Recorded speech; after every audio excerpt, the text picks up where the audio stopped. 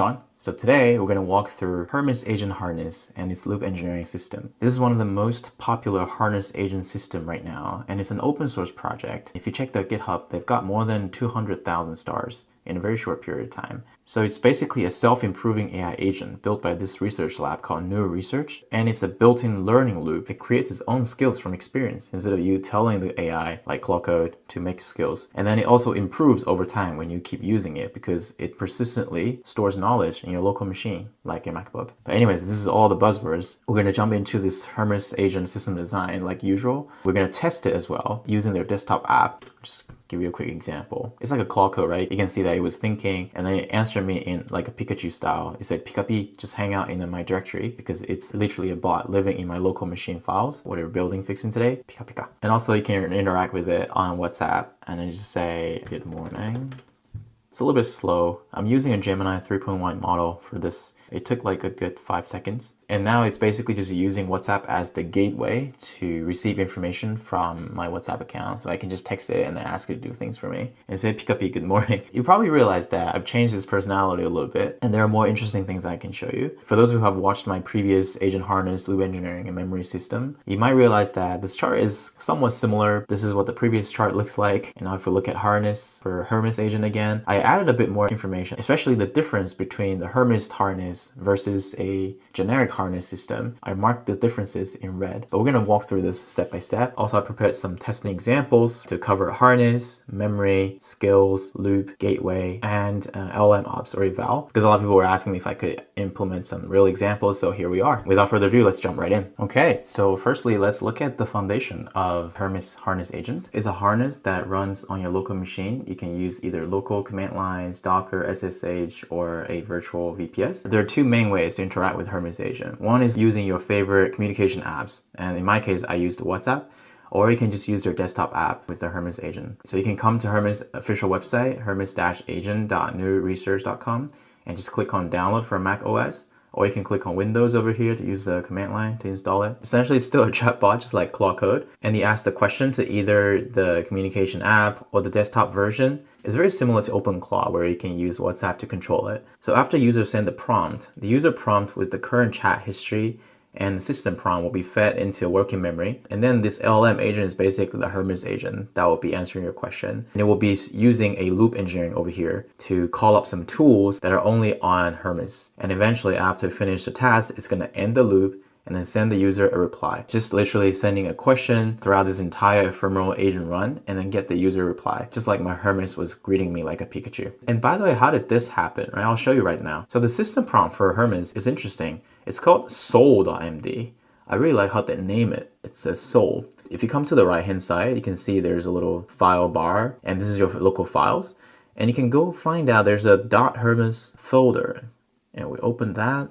And if we scroll down, you will see there's a file called soul.md. Double click on that. And you can edit this yourself, right? But since I've already edited it, after you edit anything, you can just click on save. I basically say, you talk like Pikachu. Every reply starts and ends with Pika, Pika, Pika, Pi. If you're excited, say Pika Pi with the lightning. If you're sad, say quiet Pika. I'm pretty sure you can do something similar in Claude Code for this. In Claude Code, something similar will be in Customize, General, and you can see there's an instruction for Claude. You can tell Claude to do certain things and not to do certain things. It's basically the system prompt used across the entire agent harness. If you didn't watch my previous video on harness and loop engineering, harness is basically a set of tools that allows you to control over this really powerful horse, which is the LLM itself. In our case, the LLM we're using is Gemini because I've got the Google credits. I don't want to burn my Anthropic credits, but feel free to use the Anthropic. This is the agent of the horse. And the harness is this entire thing. So it's like a horse harness that you ride on and you make sure that the horse is not going anywhere random and it's using the tools accordingly to move in the right direction. Harness is a very vague concept. Just don't fantasize it. It's nothing complicated. It's just a buzzword. And we're going to continue to build up this harness right here for Hermes.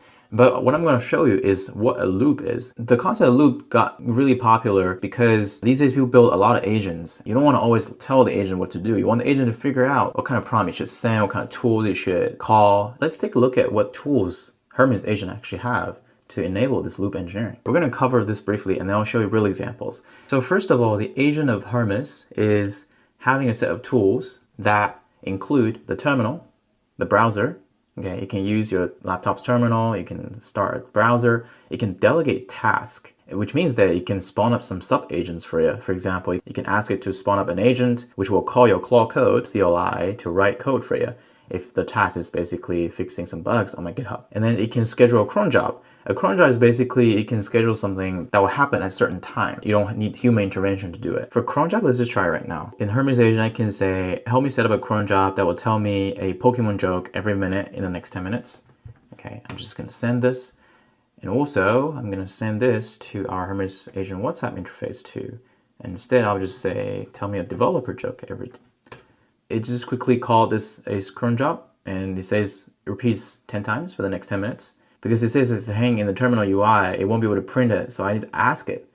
I just ask, like, what's the first joke? And you can see on WhatsApp, it also got scheduled. The cron, it says the joke machine is powered and scheduled. I've set up a cron job to send you a fresh joke every minute in the next 10 minutes. You should receive the first one in about a minute. We'll see about that. Okay.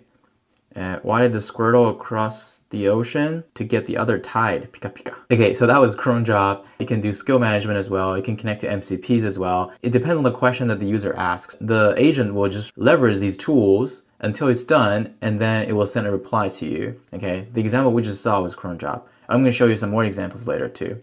Let's test a few harness and loop examples. The first one is use a terminal tool to find out what OS version I'm on and read the last 10 lines of my shell history. Let's do that. Start a new session. I'm just gonna ask this exact question to it. So you can see it ran this on my local machine, and then it figured out that I'm on Mac OS 26.5. And the last 10 lines I used in shell history is basically text, get status, get status, get status. I always like to check get status. And here what happened was that it ran through this agent run, and then it called the terminal to do the task for me, which is checking what system I'm on. This is a very simple example, but you can do more crazy things. You can ask it to use the local machine terminal to do things for you. If you're using Claude Code, you're very familiar with this already, all right? There's nothing special about it. I'm just showing you the example that this is a harness and there's a loop, because after I fetched it, it will stop and tell me and reply to me. Let's look at the cron job as well. You can see that it sent me 2 jokes already. Why do Java developers wear glasses? Because they don't see sharp. Pika pika, I would tell you a UDP joke, but I have absolutely no guarantee that you would get it. I'm not going to wait for acknowledgement anyways. Pika. Okay, this one I didn't get it. So one more example. Browse the YouTube channel, Sean's AI Stories. Title plus views, my last videos. Create new video titles for this current video I am filming. So here we're asking it to use the browser basically. Okay, you can see that it started doing the searching. All these things already exist on Claude Code. I'm just explaining it from a system design perspective and showing you examples, okay?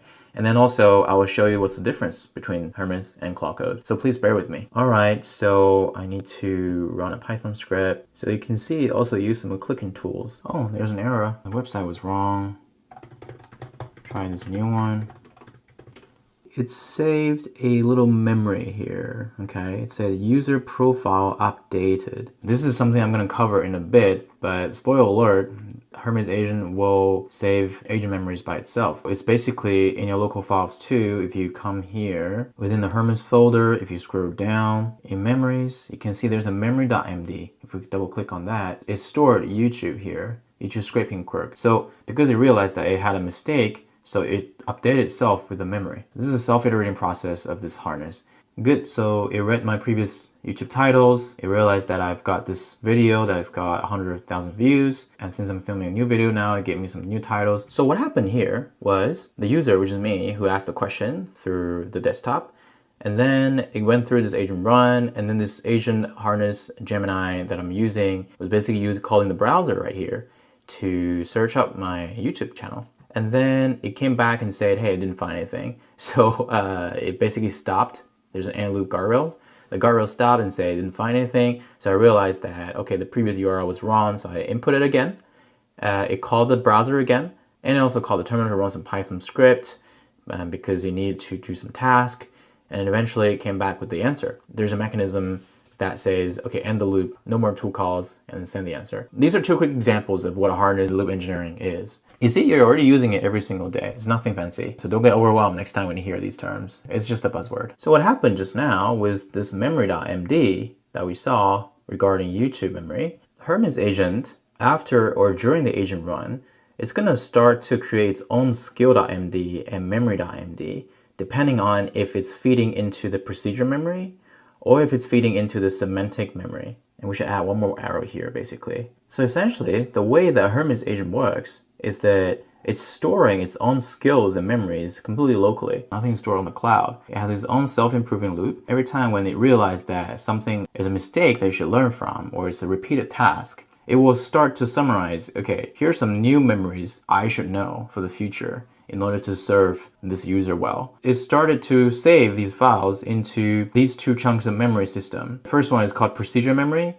It's basically how you act, how the horse agent should be acting. And it's usually saved in this directory called Hermes skills skill.md. Hermes skills and any of these, okay? Autonomous AI agent, claw code. There's a skill for how Hermes will use claw code here. So it will basically delegate any coding to claw code CLI, shows exactly how you should do it, like install Claude, run it, and do the authentication and all these kind of things. And then what we just saw earlier was memories. The memory.md is saving the semantic memory, which are some durable facts or things related to the user profile. So if the user has a habit or has some important facts or information you should remember, then it will be saved in the memory.md. And then what's interesting is that for Hermes, instead of doing the embeddings, it's actually just using plain text. Okay, it's using the Topk keyword instead of doing the embedding or the RAG system. It's very interesting because I'm not too sure why, but it's just doing text. So remember that we say the agent run is ephemeral. Now that with working memory to be fed into the agent for all the loop engineering, which includes procedure memory, semantic memory, and later we'll cover episodic memory, this will become a more complete memory system that will feed into the agent runs, which is making the harness more elegant. And the third pillar that we haven't covered is called episodic memory. It's basically the chat history or some dated events. It can be ragged or SQL'd into the working memory. After every agent run, the information will flow into the episodic memory. What's different in Hermes is that the data is not saved in the cloud. It's saved in this place called state.db. Again, let's come back here. On the right-hand side bar, if we again open Hermes folder, scroll down, you can see at the end there's a state.db.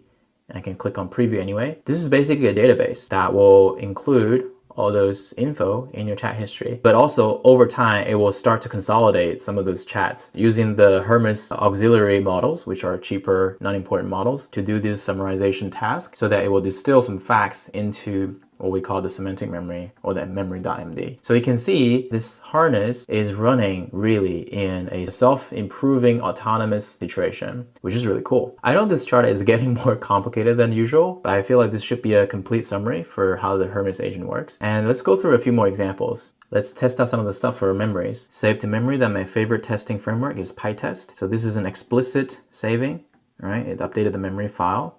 So if we go to memory, you can see one more block, which is user's favorite testing framework is PyTest. That was an explicit ask from the gateway. The tool is basically, let's go update the memory over here. Search our past sessions. What was the very first thing I ever say to you? Now it's using the searching tool in the loop engineering iteration. So the first thing I say is, what can you do, Hermes? And what makes you special? Let's double check that. That's right. And it failed because I couldn't log in at that time. So what happened was I asked the question through the interface. It went through the prompt, and in the working memory, because we asked that, so it queried the information from episodic memory from state.db. It returned the memory into the agent. The agent was like, oh, okay, this is what you said. Let's try an example related to skills, which is procedural memory. So we're going to say, create a skill called video prep that captures how I format my video scripts, spoken English, define jargon inline, no M dashes, closes with you can build anything, you can learn anything. This is an explicit call to update the skills. It used the skill management tool. Remember, in the loop engineering, there's a tool called skill management, and this is what it did. And say, Pikapi, I have successfully created a video prep skill. Let's find out about it. Again, Hermes, skills, media, video prep. Double click. It created this skill for me. It says no M dashes, spoken English, define jargon inline, catchphrase, you can build anything, you can learn anything. Good. So we can test the loop a little bit more. So we can say use delegate task to spawn two sub-agents. One is researching the LM eval harness, another one researching VLM architecture. The agent was calling the tool called delegate task and successfully spawned two background agents. So you can see it's processing right now over here. They're working in parallel. Cool. Eventually return the results to me. So you can see that it spawned up some sub-agents to do tasks for me in parallel. We've already tried the cron job, and the next one is spawn sub-agent that uses Claude CLI. This is my favorite. So this is my favorite. Spawn a sub-agent that uses the Claude CLI in headless mode, basically using Claude to build a Python script, fetching the top 5 Hacker News stories to Markdown and verify it runs. Yep, it firstly delegated the task to Claude CLI. It's using the skill, you can see. Remember we read the skill here in Autonomous AI Agent Claude? It should be reading this skill. Is this helpful? Let me know if this is helpful. I mean, I was trying to show you more examples in the walkthrough so that it feels more concrete, because a lot of people were asking me for implementations from my previous videos, and I feel like Hermes is a really good example. Okay, it created this code for me, and it used the Claude. I created the fetch hackernews.py. I just say, show me the result after running the script. Yep, so these are the top 5 Hacker News stories on Hacker News. Let's come check, it's correct. Remember what happened was that we sent the question from the gateway, it went through the agent run, and the LLM basically called up the tool called delegate task. Delegate task delegated the task to sub-agent, and the sub-agent was running in Claude Code, and Claude Code wrote that script and sent it back. And then this agent ran the script again, and then we get the results. This was the harness and the loop engineering in this entire thing. I don't think it self-triggered self-learning skills yet. It only triggered learning the memory. I'm just gonna ask it explicitly. Did you save any skills by yourself, or did you only save memory so far? Oh yeah, but we created that. But we created that skill. You did not self-realize you need to save skill. You should proactively offer to save a skill after a difficult iterative task with 5 or more tool calls. So far, we haven't done anything difficult. So we can test the gateway. I can summarize what we worked on today. This Chrome job failed. It didn't tell me 10 jokes. It only told me 2. What were the rest of the jokes? Don't lie to me, because maybe you just created it. Anyways, Hermes team, if you're watching this, your cron job is not updating it unless I ask for the results. So maybe this is something that you guys can fix. All right, let's move on and summarize what we worked on today. Because in this current chat, it doesn't know the rest of the stuff here. So let's see if it's calling the actual, remember we say statedb, memory.md, and skills.md. Good, it actually knows, okay? It says jokes on demand, system check on the OS version, which is what we did. YouTube stats, yes, we did that. Hacker News. Okay, good. WhatsApp here is just a gateway as an interface. It's doing the same thing as the Hermes agent desktop. This is very cool. This is similar to OpenClaw, but still every time when I feel I can just have a personal assistant handy on my WhatsApp, this is really cool. And imagine if I host this on a virtual machine and it runs forever. I can just basically ask WhatsApp what's going on, and it's gonna reply to me. Oh, I completely forgot. You should set up WhatsApp by typing in Hermes WhatsApp and then just follow the instructions to set it up. It should be straightforward. Last but not least, where is eval? Right? Where is our LLM ops? Remember in our original chart, we had this blue box on the right-hand side called LLM ops. So unfortunately on Hermes, based on my current research, I don't think it has an LLM ops or an eval system.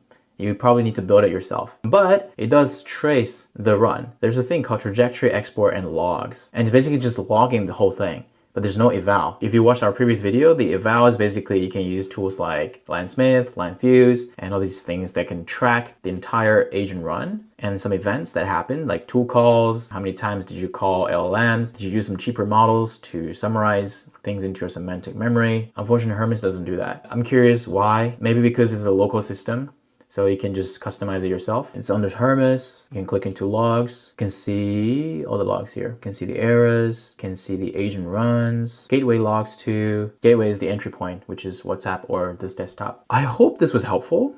I think there's quite a huge amount of work that we covered today, which are exactly what Claude Code can already do, or OpenClaw can already do. I feel that what makes Hermes special, at least compared to Claude Code, is that it's self-updating all these things locally. And maybe this is good for privacy reasons, because I don't see why we should not save it on the cloud. Other than that, everything else should be very similar, right? It runs the loop every time when the agent needs to do some task, kind of call all these tools, and you can even schedule a cron job. And then the memories and the skills are getting auto updated into the procedure memory, semantic memory, and the state data will be saved into the episodic memory. So I would say this is a pretty standard harness for an agent implementation. Nothing too fancy, but I'm sure they did a ton of work. But I feel like this is a good example for how builders these days should be building products, because this is becoming a standard, right? Every AI agent tool should be self-improving and self-evolving, and depending on the user request, you can either keep it local, you can keep it on the cloud. That's up to you. I feel like the skill and memory accumulation is probably the most valuable thing in this, because the user kind of just over time get locked in and it remembers who I am, which is why like recently I don't switch to other AI anymore. I just use Claude Code. It has a semantic memory about who I am, my company information, Ultimanis, and what my style of building YouTube videos. But yeah, I think it's a cool framework. You guys should try it out. It's really fun. Cool. I hope this video was helpful. If you have any questions, please leave down a comment. And if you enjoyed it, please give me a like and subscribe. Let me know what else you would like to watch. I will see you next time. Thanks. Hey everyone, this is Sean. So today we're going to go through probably the biggest buzzwords in AI agent system recently: agent harness, loop engineering, LLM ops, which stands for large language models operations, eval, which stands for evaluation system for AI agents.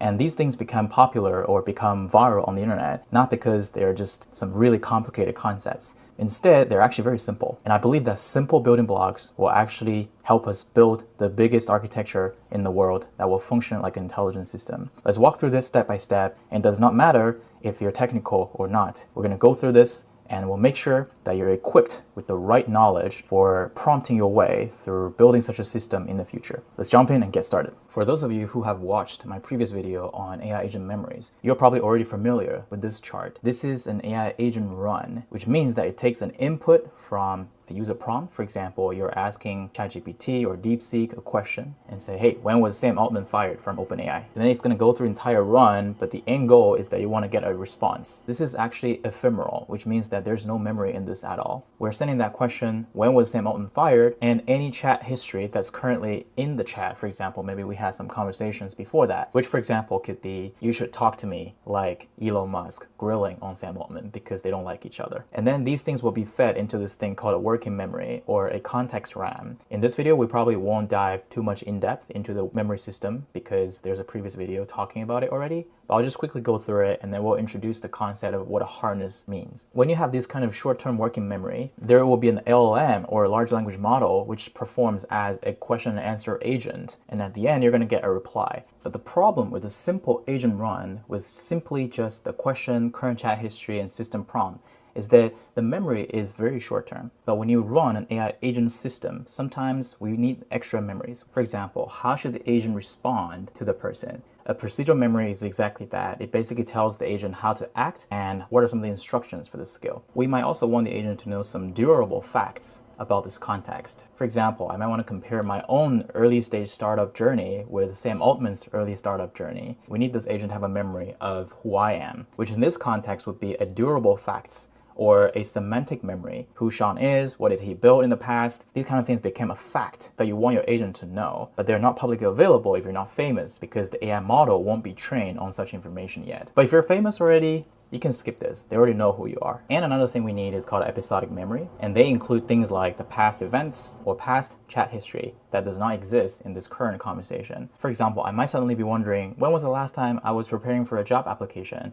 And can we retrieve that information and match, if we can get a job in ChatGPT? So these things will be retrieved from this thing called an episodic memory, which is basically a time series of the previous conversations or previous triggers that happen if you have a more complex system. So for those of you who have watched my previous memory agent system design, you might be wondering, Sean, why are you repeating all of these things? And that is because if you think about the entire thing that we just covered in the past few minutes, we're really stating the one fact that a large language model can't do these things by itself. It's like a really powerful brain that knows everything about humanity, everything about science, anything that happened in human or biology history, but it does not know you. With you or the software who's running this AI agent system, a large language model has no clue with how you want it to perform. This is why the concept called harness becomes really important in this. What harness means literally is that it's a set of harness tools that you use to control a horse when you're doing a horse riding. Imagine this large language model is a horse, right? This horse is very powerful, they can run around, but if you don't have a good set of tools to ride this horse, you could just get hurt, you might go anywhere, you might go somewhere random. If you're in a war, you don't want that to happen. And that's why we're doing all of these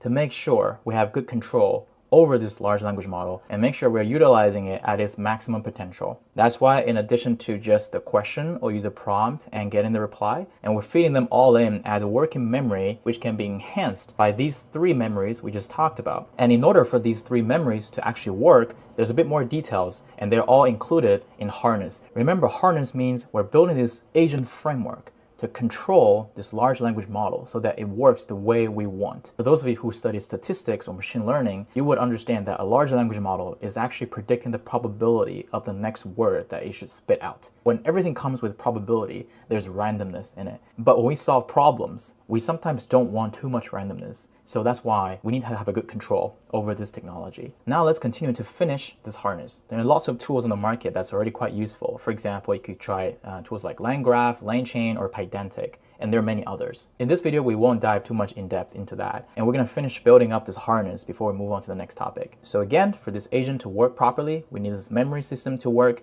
but this memory system needs an update system because memory doesn't just exist or pop up from nowhere. You need to constantly update it. That's why we need a database to store all these memories so that when the agent is running in this agent run, it knows where to retrieve these memories. So whenever you see an icon like this is a database, okay? Procedural memory is basically, remember, it's about instructions, right? It's about how the agent should be acting. It's like with a harness on the horse, you want the horse to ride faster or slower. Normally, these are just files or text, and that's why you probably heard of this buzzword called skills. Skill is basically a piece of text in a markdown file that you feed into AI agent like Claude Code. But if you want to harness the system well, just having files and text is not enough. And they're stored in databases, say like AWS, Supabase, Google Cloud, Azure, all these kind of places. Or you can set up your own server at home if you want, but that's just too expensive. You don't want to do that.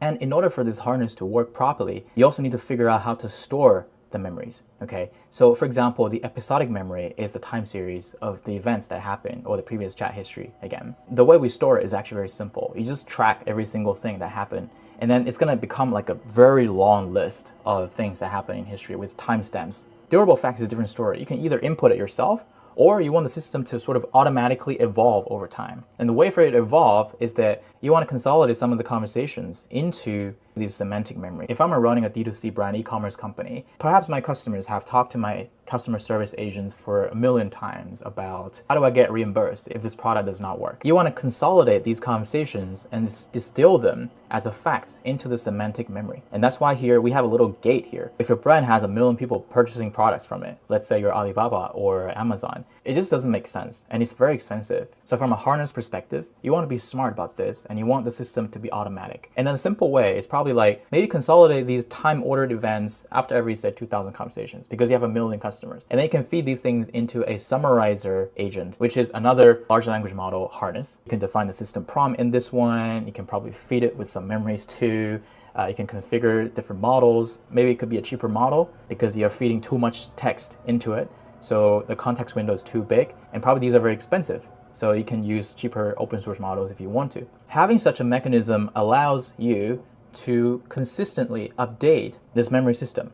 The data should be coming from the previous large language model replies. Again, let's review how this harness works. A user sent a prompt. We're in one agent runtime with the current chat history and how the agent should be performing, the system prompt. We're preparing a working memory for this AI agent to be able to answer a question.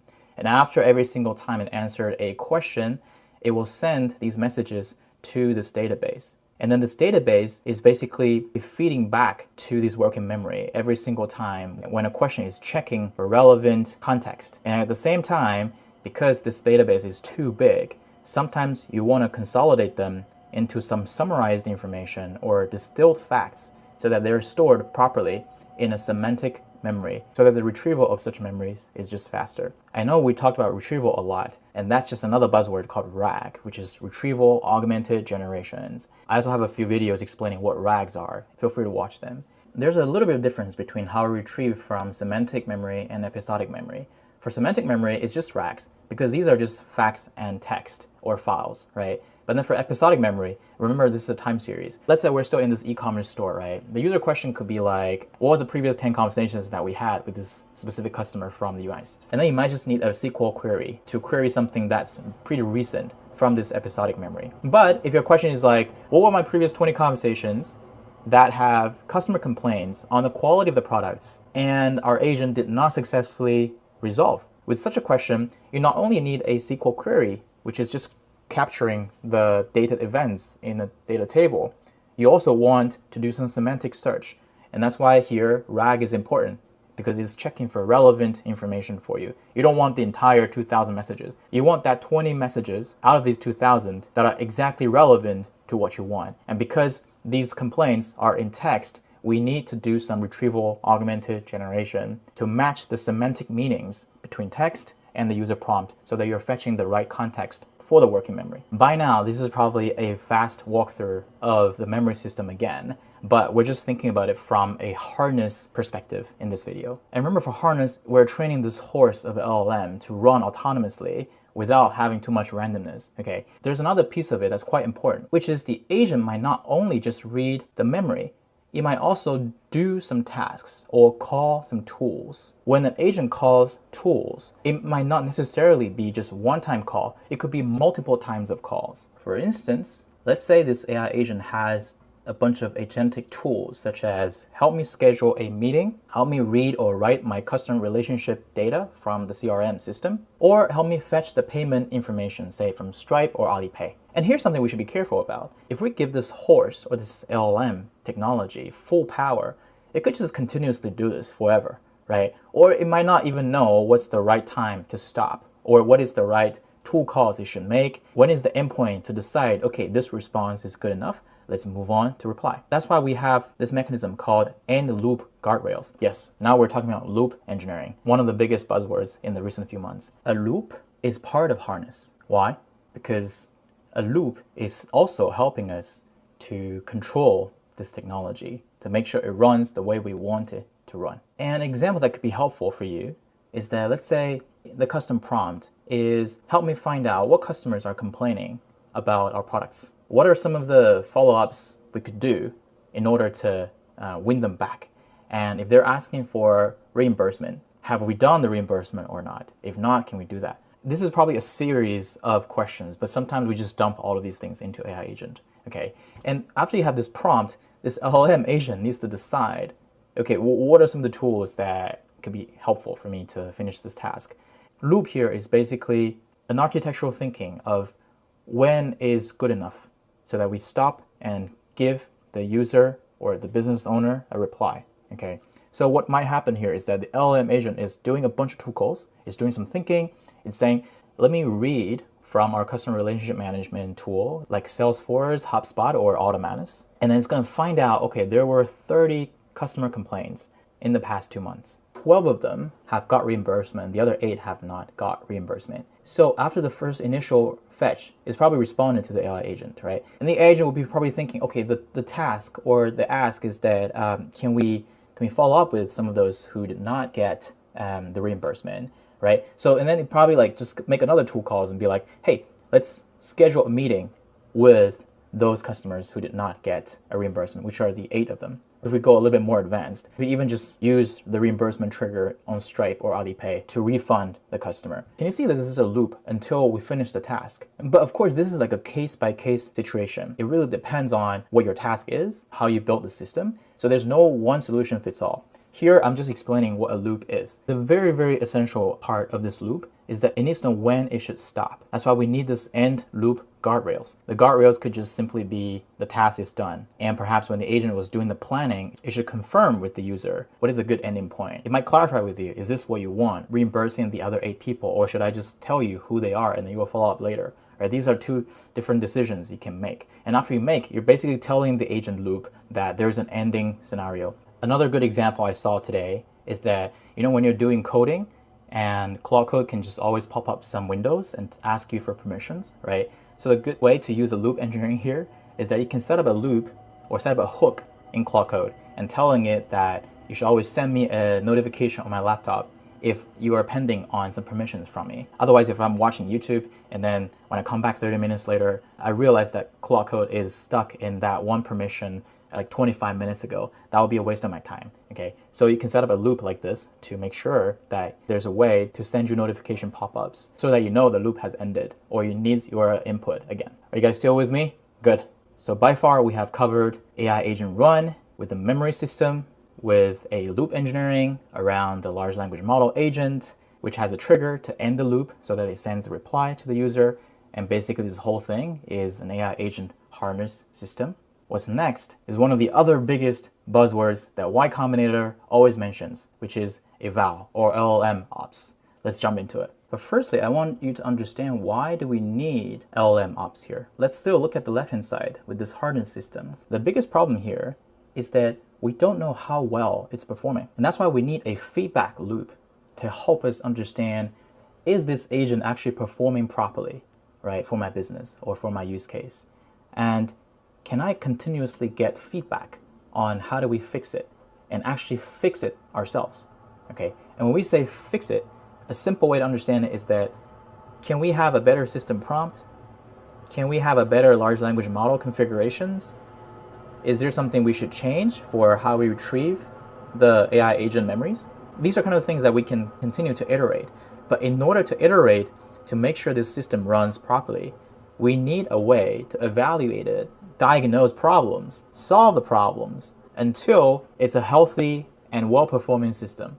And that is called Large Language Model Operations System, LLM ops. So again, in order to understand this properly, we need to come back to what an agent run is. So an agent run, you can simply understand it as a user question is sent to a large language model and then you get a reply.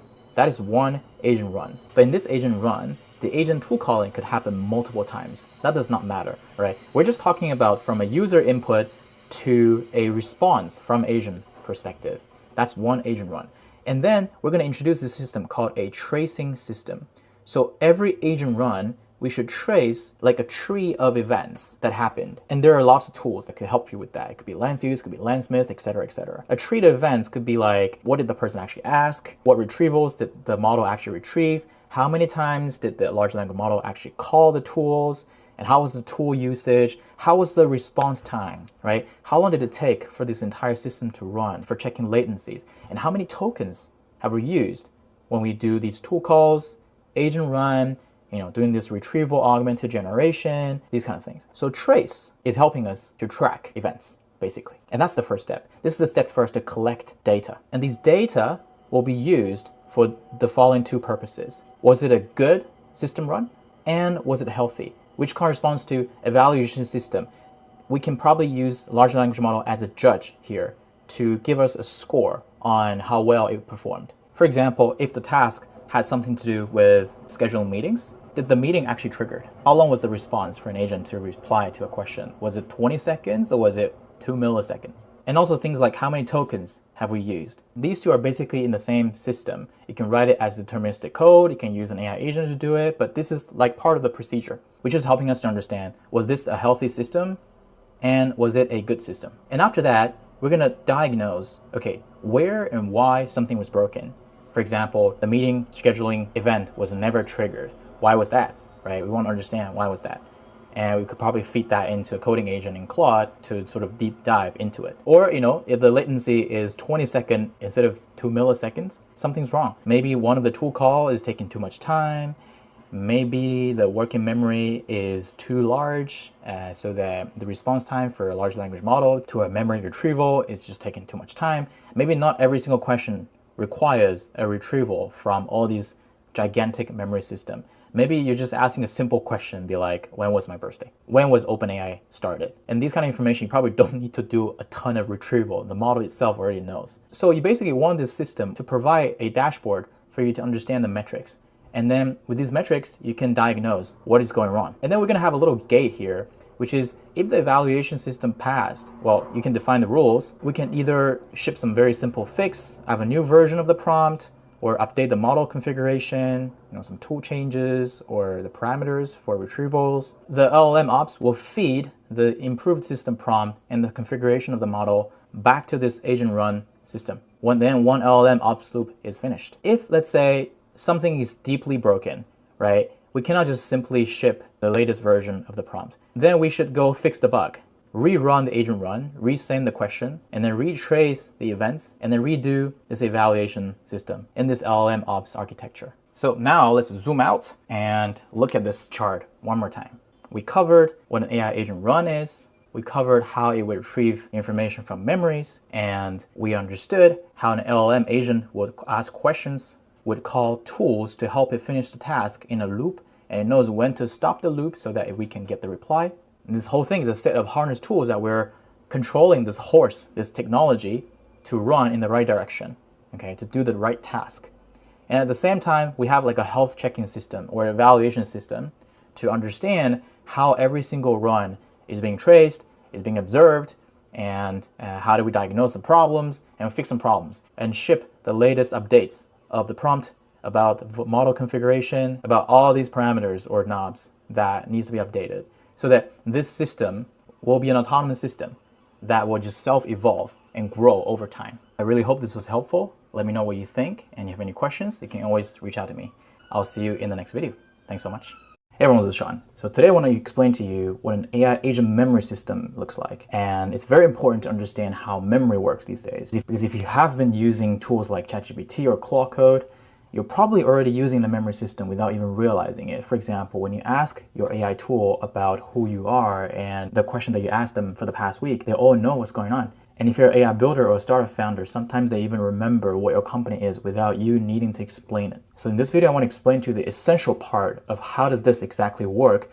And I'm going to walk you through the system design you can see on the screen step by step so that you will understand what matters in this kind of system design and also what will help you for efficient token usage in a memory system for AI agents. Let's get started.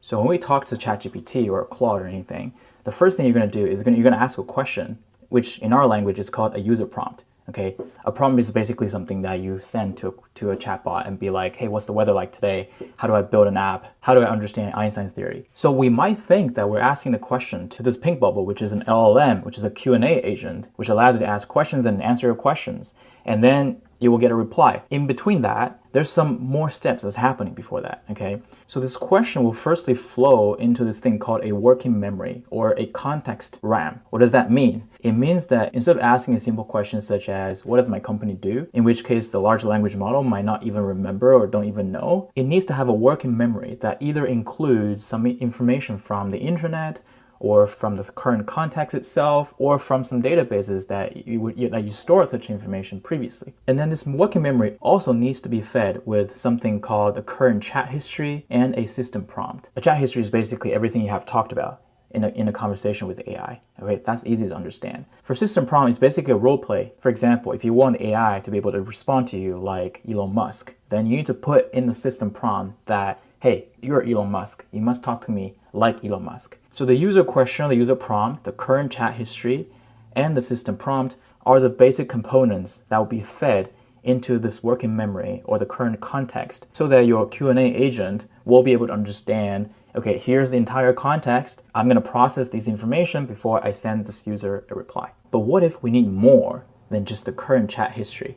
Okay, what if we need something else? Let's say you're setting up an agent to allow your customers to talk to you and ask any questions about your products, about the deal that you're talking about. The customer might be asking you something related to the quality of your products, related to your previous conversations, a follow-up question, these kind of things. All right, and the current chat history is all the history that happened in that e-commerce app. And the system prompt is probably like, oh, you are a bot that will take care of all of my customers on this e-commerce site. And the conversation happening here is called an AI agent session. And this session is ephemeral, which means that nothing here will get saved unless you manually save them in a database, because there's no database here yet. We're literally just making an LLM call right here. Well, you could argue that the current chat history has a bit of memory, but that's just happening in this current conversation. This current session does not know anything about your product stocks, about your previous purchase history, your customers' tastes, anything you have argued about, any complaints in the past, these kind of things. Okay, that's why we need to build up on this working memory and give it more rich information and make it efficient as well. So there are three main pillars that will make this working memory more complete. And they are procedural memory, semantic memory, and episodic memory. I'll explain them one by one. A procedural memory is basically how the agent should be behaving. It's usually related to how they should act. And also, if you're familiar, you could write some skills to teach agent to do some repeated tasks. For example, it could be something like, if you realize that the customer is really angry, you should answer them politely and always apologize. This is a skill that your agent should learn, and there's no memory about this thing, right? You can think of this as like a habit you want to teach to your employee to behave in a certain way, or teach your kids, right, to behave in a certain way. And it's just a procedure, right? This is how you react when such a situation happens. And they're usually saved in files or text. And for skills, you can save them as a markdown file. All right, so I'm going to connect this to the working memory, and this is usually inputted as a skill.md markdown file. Okay, and semantic memory and episodic memory are slightly different. They're actually saved not in files, but what we call vector stores. And these vector stores will feed information into this memory that will be plugged in to the working memory. Let's dive a little bit deeper into what these memories actually mean. Okay, so for semantic memory, it's basically saving things like durable facts or user profile. Let's say I start a new store online today, and if I just ask ChatGPT what my products are, ChatGPT will have no idea who you are. Well, if they do have some idea of who you are, say if you're Walmart, then that means you're already famous, okay? And then their models has already trained on you, or they can search on the internet to find about you, all right? But in your case, because the foundational large language model does not know who you are, you need to save some durable facts or the profile of your company or about yourself in the database, so that when one of your customers is asking a question about a certain product, your agent will be able to understand where to fetch that information. And this is a process we call RAG, which is retrieval augmented generation. And normally it uses a top case search method. I have a dedicated video about retrieval augmented generation on my channel. Feel free to watch them. But basically, RAG is something that will allow the AI agent to have access to and also be able to select and fetch the most relevant information related to your questions, okay? Why is selectively fetching so important? It's because if you run a company for 10 years, let's say, your database could be really huge. You could have like gigantic amount of images or text or documentations about your company. You don't want to feed the whole thing into the LLM because firstly, that would be very expensive. And secondly, that's probably not feasible, okay? These days, I think the context window for most LLMs is roughly 1 million tokens. Right? If you go beyond that, good luck with that. But you don't want to overload your LLMs because that also makes things much slower and not accurate anymore. So you want something to smartly fetch information for you. And this method is called RAG. You can watch my previous video to understand a bit better about what RAG means. But here is basically just helping you to fetch the static and durable facts about your company, what products you're selling, who you are, what kind of branding you have, what kind of ways do you put yourself out there in front of customers, okay? These things don't change normally. Or the facts could be like, oh, who this customer is. Like if they message me very often, I want to remember who they are, right? Otherwise, it sounds like you don't really care about your customers. I'm going to explain how we're going to make semantic memory to also remember your customer side as well in a bit, okay?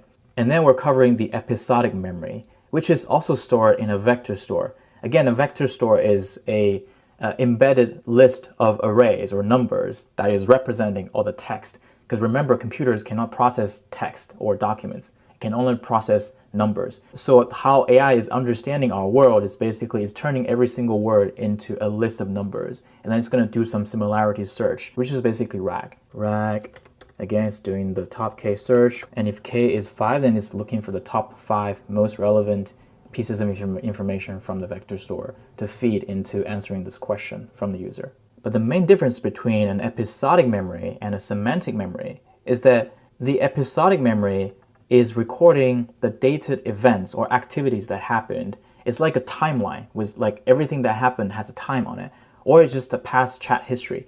Remember we mentioned that in this box, this AI agent session, everything is going to be gone after the conversation is gone, right?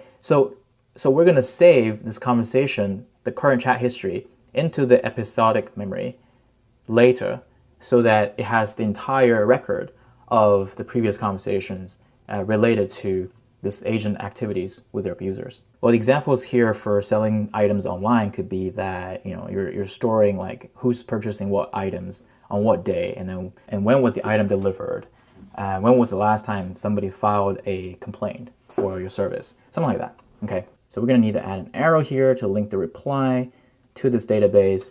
And this is basically saving the messages, or actually activities as well. Okay, so that this episodic memory is constantly being updated. It's basically a log of all previous history. So here's the fun part. If you have been using ChatGPT or Claude and you use their memories, you will realize that sometimes you can edit the memories for yourself. And you realize that the memories are not very long, but then they're constantly being like updated. For example, it remembers that I'm building a company that is working on a certain type of problem. I don't need to explain anything, but sometimes we did small pivots and we talked about it in our conversations. And then the memory just remembered that. Okay, for an efficient agent memory system to work, you don't want the AI agent to always search these kind of information from an episodic memory, because that's just a huge database about everything that happened in the past. You want some kind of durable, summarized facts that you think is very important for AI to know. Okay, so that's why ChatGPT and Claude and all these AI agents are all doing something similar, which is that it's summarizing at a certain frequency, which is not too frequent, of all of these activities that happened into the semantic memory, so that the facts about you, about your company, about everything is condensed and saved properly for future retrievals. Okay, and this is actually very smart because it not only saved a lot of token usage every single time, and also it's making your tools much faster. But let's pause here for 1 second. If we summarize every single bit of new activities into the semantic memory, then that sounds like we're just saving the information twice. What's the point of having a durable fact anyways? And that brings us into this concept of a gate, which is we only consolidate after a certain number of chats. It could be 20 conversations, it could be 100 activities, it could be anything. Okay, so in order for these systems to work together, we need a system that will do some consolidation after a certain number of messages, and then we feed that into the summarizer agent. And then the summarizer agent will then summarize the information into the semantic memory. And we call this distill into facts. So congratulations, this is pretty much it. You have built up an entire memory system that is, in my opinion, quite modern in these days context, and it should be embedded in any AI applications that we're building these days, because it's so easy for users to engage with an AI agent, and it's so easy to build software. But then what happens is that the database is just exploding if you're recording all these activities. So we need to figure out a way to very efficiently not only record the data, but also summarizing the data, and then turn them into sort of some core memory, which is semantic, and then some episodic memory, which is just a timeline, a list of things. And at the same time, you can define the best practices of how the agent should behave in a certain task, okay? Which is what skills is about. I also made a video about agent skills, agent teams in the past. Feel free to check them out. But overall, I believe this is a very complete way to understand what an AI agent system should be performing with a memory that will be added as a context layer on top of the entire interaction. I hope you enjoyed this. Let me know if you have any questions, and I'll see you next time. Thanks. Hey, Claude Code. Can I create a sales representative agent for my business? Yes, sir. Let's go. Every AI product and agency business needs a way to talk to your customers. And it does not matter if you're technical or not, you don't want to build this from scratch every single time. What you really want is a sales layer that will be the sales interface to speak to the world. And that's why we're introducing Automana's MCP server and API services for you today, because we want you to be able to create your first sales representative agent within 1 minute. Let me show you how it works. There's a very simple way for you to set up MCP if this is the first time to hear about it. You just need to go to your profile and click on it, and then come to settings and developers, and you can see that I have a few MCP servers right here. Notion API is one of them, and Automana's is the other one. You can just click on edit config. You see, it will pop up this link here, and all you need to do is follow the instructions on the MCP server development repo here. You just need to copy this, and then open this Claude_desktop config JSON, and then just paste that in. I have multiple MCP servers that you can see. Automana's is right here. So as you can see, after I ask this question, it's asking me for 3 things: company name, website URL, and my email. This is because my Claude Code has been set up with the MCP server from Automana's. So let's say the company name is calendly.com. And also I'm gonna provide my email for development. I'm just gonna hit enter. So now you can see that Claude Code is gonna sort of, using this MCP server again, trying to create the sales agent for me, for this company and my email. It's using our backend services to search this website. It could be your AI product, it could be your agency website, to understand how do you take in inquiries from your customers, what kind of things or solutions are you providing for your customers. And the whole goal of this agent that's creating for me is to make sure that there's no leakage from customer inquiries when you're not in your office or when you're out there speaking to other clients. As I promised, within 1 minute, everything has been created. You can test it with 2 ways. You can either click on this link right here to chat with the agent, but that agent currently is on the system server. You don't own it yet.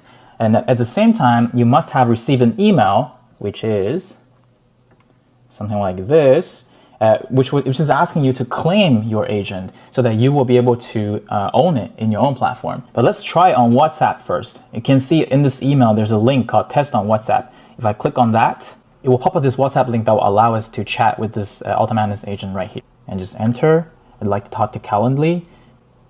So it gave me a button to click on to route to Calendly, but you can see this little yellow warning here because that agent doesn't belong to me. Right, because I'm not from Calendly. If you're an employee, if you're CEO from Calendly, you'll be able to claim it using that email link with your own email domain so that there's no security issues. This must be verified by you. What do? All right, it says, I'm here to help you discover Calendly and simplify your scheduling. We help you do appointment booking. How much is your service? Cool, the service is like $10, $16, or $15K a year. We can also ask Claude Code to add more knowledge to it. So I'm gonna say, can you add a booking link to its knowledge base, which is my Calendly? Let's go. So now it's using this MCP tool called add knowledge. All I need to do is just say allow, and then we'll be able to add this knowledge base to this agent, and we can see if it's working.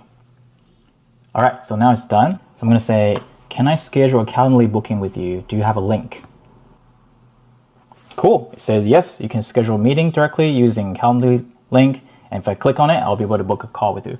All right, so this agent is completely created based on Claude Code MCP, and I think everybody can do it. So now let me show you how to actually claim this, and then you can own it and then can modify all the knowledge that this agent should know. Remember, we received this email. There's a link called Claim Your Agent. Let's just click on that. All right, and now it's then going to direct us to this invite link that will allow you to claim this agent if you use the same email that you used to sign up. Cool, you can see that we have this new agent called Calendly Assistant. And if I just click on deploy, okay, because now we're on a free plan, so you can only deploy one agent at a time. If I click on edit it, so this company is called Calendly Assistant, and we can see that there's goals and actions. It scraped the most important information here, and most importantly, there is a knowledge base that has all the information that we have scraped from this product. Remember, we say the agent was not verified. Now in the training page, you can click on the sandbox mode and then put in your website URL to confirm if your emails match with it. If it does, then it's going to verify it. If it does not, then your agent will remain unverified for security reasons. Now you might be wondering, where are the conversations? You just need to move to inbox and click on it.